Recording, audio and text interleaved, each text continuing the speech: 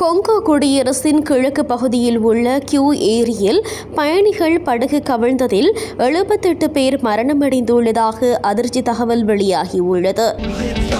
Prime group அறிமுகப்படுத்தும் இலங்கையின் முதலாவது நவீன வீட்டு அபார்ட்மெண்ட் நகரம் கிரிபத்குடையில் 22 மில்லியனிலிருந்து ஆரம்பமாகின்றது.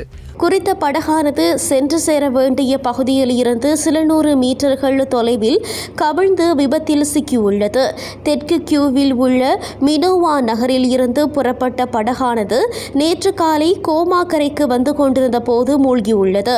இந்த விபத்து தொடர்பில் வெளியான காணொலி ஒன்று பார்ப்போரை பதற வைத்துள்ளது. பிராந்திய ஆளுநர் வெளியிட்டுள்ள தகவலின் அடிப்படையில் குறித்த படகில் 278 பயணிகள் இருந்துள்ளனர். மரணமடைந்தவர்கள் எண்ணிக்கை தெரியவர 3 நாட்கள் ஆகலாம் என்றே ஆளுநர் தரப்பில் தெரிவிக்கப்பட்டுள்ளது. உள்ளூர் சமூக ஆர்வலர் ஒருவர் தெரிவிக்கையில், ஆற்றில் இருந்து உடல்கள் வெளியே எடுக்கப்பட்டு காயமடைந்தவர்கள் மருத்துவமனைக்கு கொண்டு செல்லப்பட்டுள்ளனர் என்றார். இதனிடையே விபத்துக்கு பிறகு மருத்துவமனைக்கு கொண்டு செல்லப்பட்ட 2 குழந்தைகள் இறந்ததாக தகவல் வெளியாகியுள்ளது.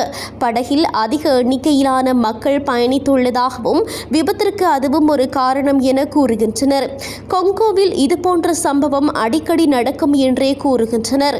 தற்போது 278 பயணிகளுடன் படகு மூழ்கியதில் 78 பேர்களின் சடலம் மீட்கப்பட்டுள்ளது. மரணமடைந்தவர்கள் எண்ணிக்கை அதிகரிக்க வாய்ப்புள்ளதாகவே கூறப்படுகிறது.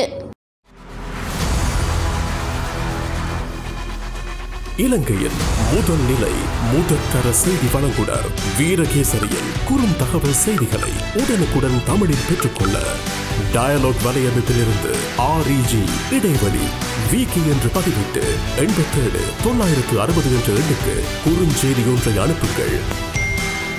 வீரகேசரி செய்தியுடன் இணைந்திருங்கள்.